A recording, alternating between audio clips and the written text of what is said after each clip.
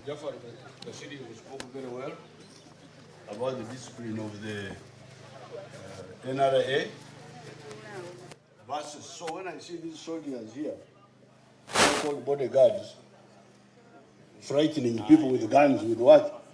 I don't like that.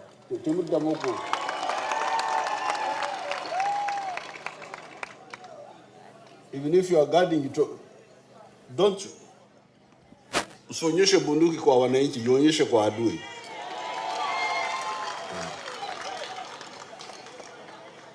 Yesterday I was seeing those young boys.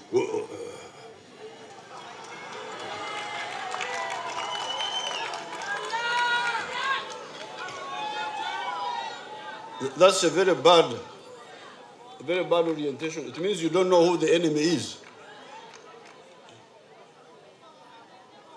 Even if they say control the crowd, your gun should be on your back like this.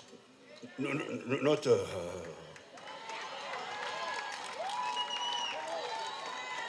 Hii ujinga hiyo.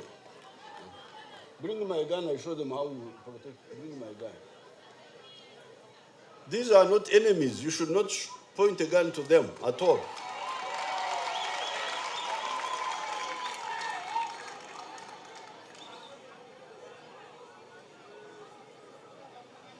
Ekyo kya muziro. Omuziro mugumanyi? Omuziro. Tokolanga kya muziro. Even if they say control the crowd, your gun should be on your back like this. And you just use your hands like this. This just need hands, not gun. Omugamba boti nti komao. Kati bwe twamala olutalo.